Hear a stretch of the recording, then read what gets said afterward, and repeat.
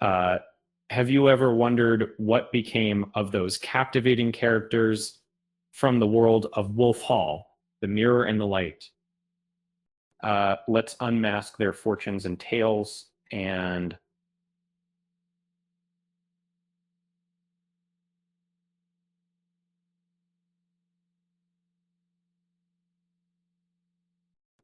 if you haven't seen the series, what are you waiting for?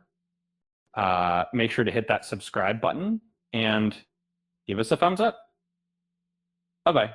That in the twilight hours of Thomas Cromwell's power, several intriguing questions arise regarding the fate of these characters. After all, their lives were filled with um, political power struggles, religious conflicts, and personal tragedies. Um, let's dive into the stories of some key players.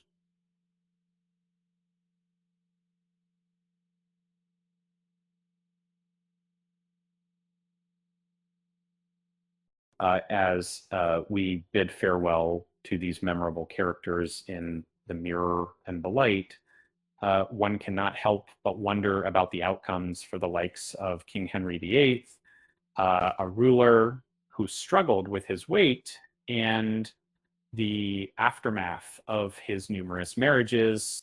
Um, in the final episodes of the series, there's a lingering sense that he may have regretted the execution of Cromwell as subsequent advisors failed to fulfill his demands, leading the nation toward financial ruin.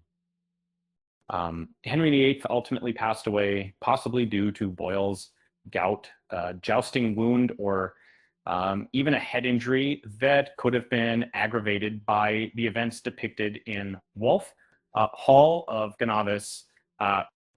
Moving on, Lady Anne of Cleves, rehabilitated by Wolf Hall, was a victim of her time and the king's ever-changing opinions.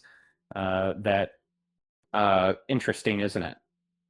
The Duke of Norfolk,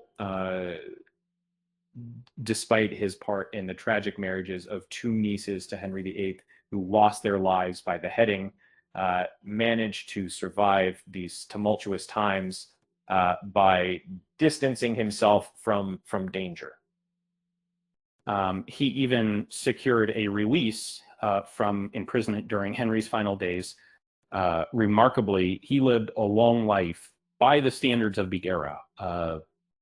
Poor Catherine Howard faced a tragic end in the series as her youth and inexperience led to her eventual execution. Her tumultuous relationship with King Henry and her alleged involvement with Thomas Culpeper only intensified the drama. Gregory Cromwell, son of Thomas, and his wife, Elizabeth, faced uncertainty after the fall of Thomas. Yet, Gregory managed to obtain the title of Baron, serving diligently in the House of Lords, but fate intervened when he succumbed to sweating sickness in 1551.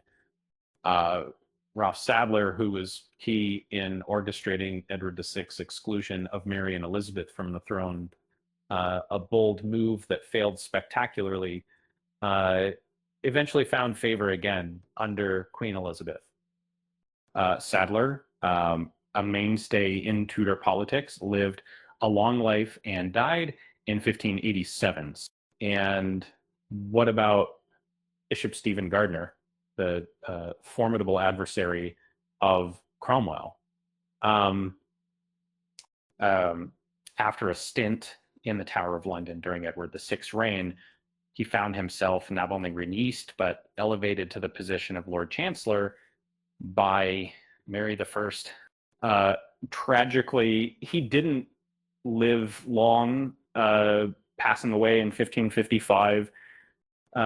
When it comes to Mary Tudor, uh, often referred to as Bloody Mary, uh, the journey was both challenging and tumultuous.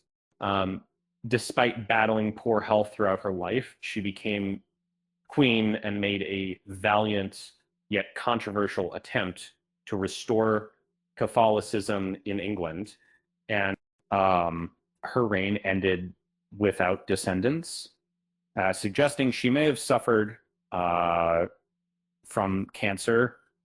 Uh, um, Finally, we turn to Lady Rochford, well known for her treachery and enmity within the court, um, for facilitating liaisons between herself and Thomas Culpeper. During the reign of Henry VIII, she too met her execution at the Tower of London. So there you have it, my friends. Tune in for more thrilling stories of Hollywood's golden era. As we draw this article to a close, remember to like, share, and subscribe.